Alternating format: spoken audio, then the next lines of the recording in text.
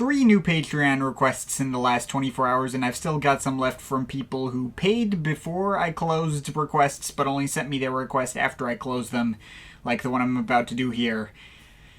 So much for being caught up. Hello everybody, welcome to the Wonky Angle, where I talk about electronic music, both new and old. And today is a Patreon request from Keith Bond. I'm talking about the new-ish album from Hugo Massien, Metamorphosis.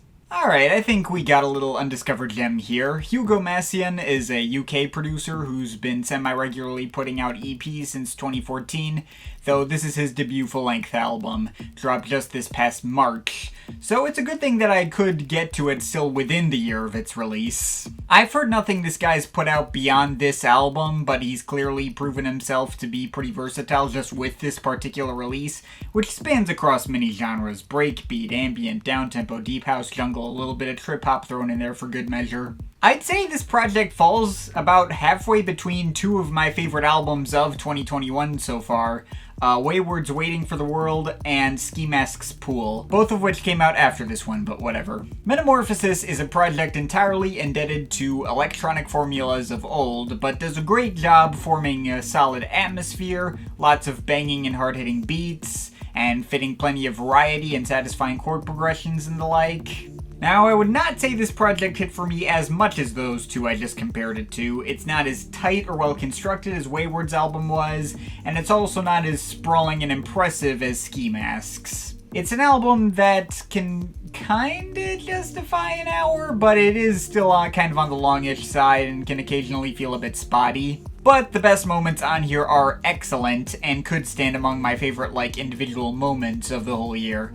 And there's a lot of them. God Knows We Tried combines its skittering and simple beats with these super huge sounding windy pads that sound gorgeous.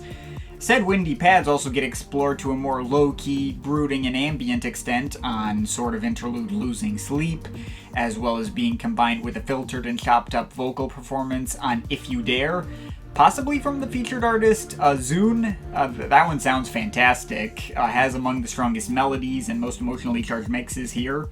And as far as vocals go, those take up an even more present role on Space to Breathe.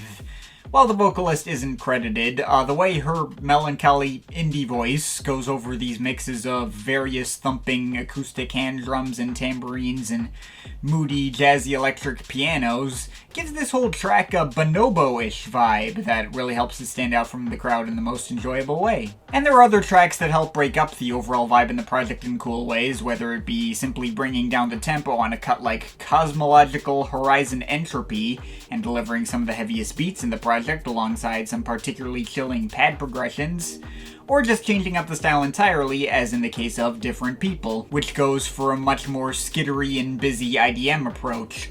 Also, that one may very well be my favorite cut in the bunch, with how it combines its complex and fast-paced loops of percussion with some thick piano chords, airy vocal snippets, and reverb-covered trumpets. Seriously had among the most emotive mixes in the bunch, and I immediately loved everything about it from the first listen.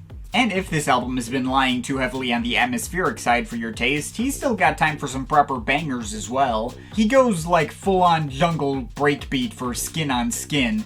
Reminds me a lot of what Wayward did for their track All A Bit Mad, and I think even uses the same breakbeat, though that particular breakbeat is commonly used enough in general throughout this genre's history that it pretty much just belongs to the people at this point. But yeah, and this track's somehow simultaneously sparser and thicker approach to its melodies helps set it apart from that one in my mind. Fast Lane goes for a crisp blend of 90s deep house, banging beats, nice melodies, one catchy reverb-covered vocal chop. May not be the most distinct track in the bunch from a sonic perspective, but still ended up as a consistent favorite anytime it came on. And Outer Space Jam brings Ski Mask's Compro comparisons to my mind in the best possible way as well.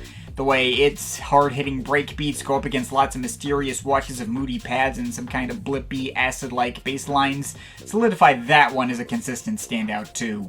Now, while there's no outright duds here, there are a handful of tracks that don't hit as much as others and feel a bit filler-ish. Chasing Shadows wasn't a particularly attention-grabbing opener. It's got skittering but sparse UK garage-ish beats and a few vocal chops. It was neat, but didn't really clue me into what I was getting into with this album. And tracks like Omnipotent Love Energy, Matter of Time, Unpowered Descent, and even to a lesser extent the closer Beyond Completely Gone.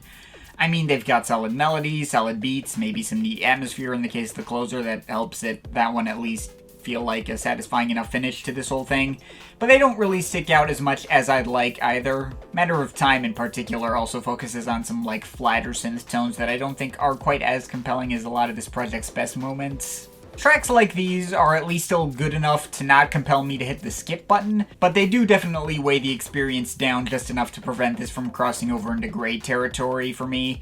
It might be a less extreme case as what happened with MED3's Digital Shades Volume 2 back in 2019. While I ended up returning to that one enough for it to still end up on my year-end list, I had to cut 4 tracks out, which I felt were good out of context, but redundant padding in context, in order to get the most replayable possible experience. And I might possibly end up doing something like that for this album as well. Though even in its current form, there's still easily enough quality here to give it my full-on recommendation. I can't bring myself to say that I think it's an absolute masterwork. I only see it as very good and not great, but it is definitely an overlooked gem that deserves more attention than it's getting. Probably not going to end up on my year-end list proper, but has a chance at maybe scoring a little honorable mention. We'll see when we get there. In the meantime, I can hang on to this. Check it out. I'm overall feeling a 7.7 out of 10 on it. But of course, it's just my opinion. You can feel free to disagree with it, but I'd like to hear your thoughts, so leave the comments in the comment thing down there. Shout out to my Patreon supporters. They're awesome people. You want to add yourself to that list or make me a review, something, link to my Patreon is in the description. But yeah, that's pretty much it. That's all for today. See you next time.